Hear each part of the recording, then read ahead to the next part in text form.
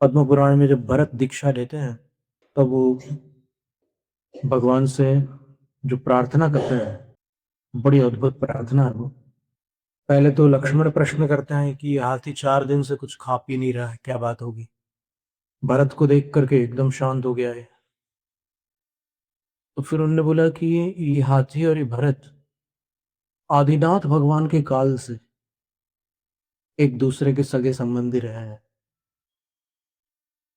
और इस हाथी के जीव ने पूर्व भाव में और भरत के जीव ने भी पूर्व मनुष्य भाव में मुनि दीक्षा ली थी। तो भरत ने निर्दोष मुनि दीक्षा का पालन किया, लेकिन हाथी के जीव ने कुछ मायाचारी कर दी। वो मायाचारी ऐसी हो गई कि एक मुनिराज ने चतुर्मास का उपवास किया और ये जो हाथी का जीव था वो उनके जैसे, उनका हम शक्ल जैसा था, उनके जैसा दिखता था। तो फिर उनको जो सम्मान मिलना था वो इस हाथी के जीव जो मुनि ने, मृदुमति उनका नाम था, उनने उस सम्मान को स्वीकार कर ली।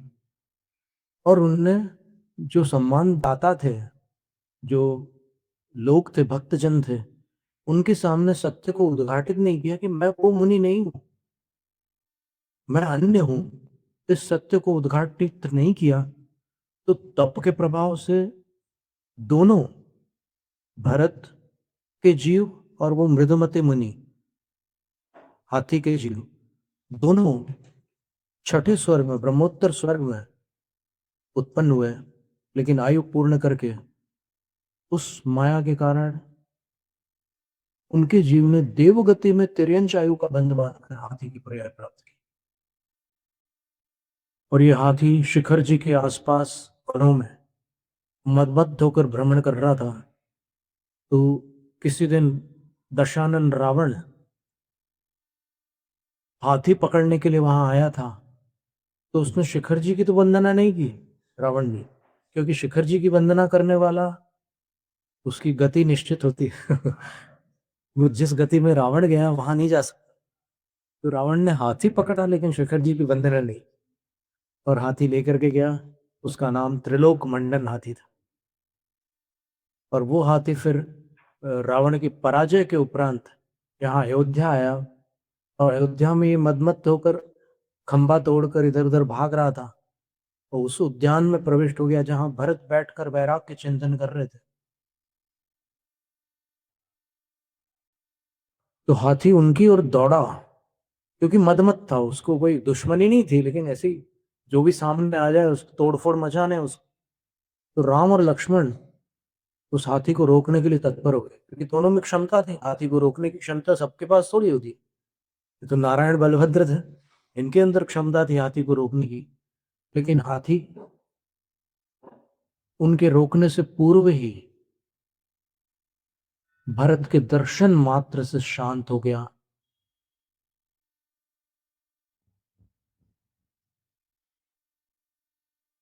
उस हाथी को जाति स्मरण हो गया और वो पूर्व भव के पश्चाताप की अग्नि में डूब गया। और उसने संकल्प कर लिया कि अब प्रासुक आहार मिलेगा तो करूंगा, अन्यथा उपवास। 4 दिन से इसको प्रासुक आहार नहीं मिल पाया, इसलिए इसने भोजन नहीं किया है।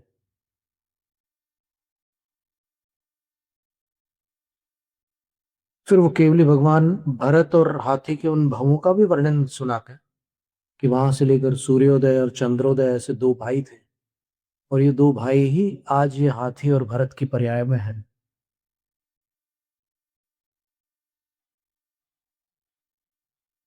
तो भरत अंततः खड़े होकर के भगवान से कहते हैं कि भगवान,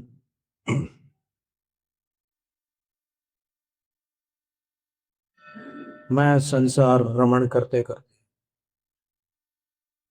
थक चुका हूं। आप मुझे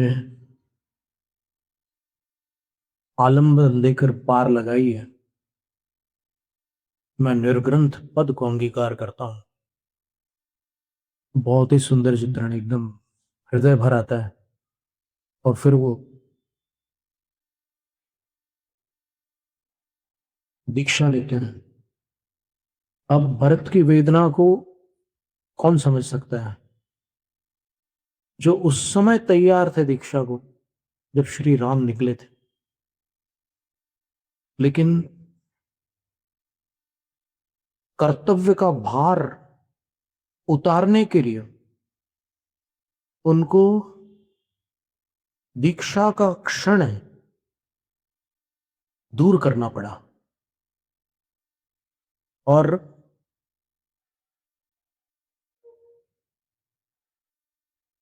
जैसे भोग की इच्छा करने वाले को भोग न मिले तो बड़ी पीड़ा होती है, योग की इच्छा करने वाले को योग न मिले तो उससे अधिक पीड़ा होती है। उस पीड़ा में भरत चिरकाल तक रहे और अब वो यहां पर दीक्षा लेते हैं। राजा दशरथ ने भी भरत से यही कहा था कि गृहस्थ धर्म भी तो मोक्ष का मार्ग है। तो भरत बोले कि वो दुर्बलों के लिए है और मुझे क्रम से मोक्ष प्राप्त नहीं करना, मुझे अविलंब मोक्ष प्राप्त करना है।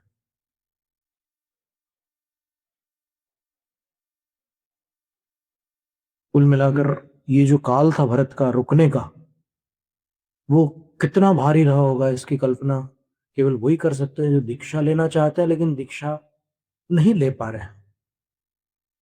उस वेदना में वो जिए हैं और जल में कमल के समान रहे हैं। पद्म पुराण में लिखा है कि माता कैकेयी ने भरत का नाम भरत इसलिए रखा था कि वो भरत चक्रवर्ती जैसा समृद्धिशाली बने, लेकिन वो भरत चक्रवर्ती जैसा वैरागी बन गया।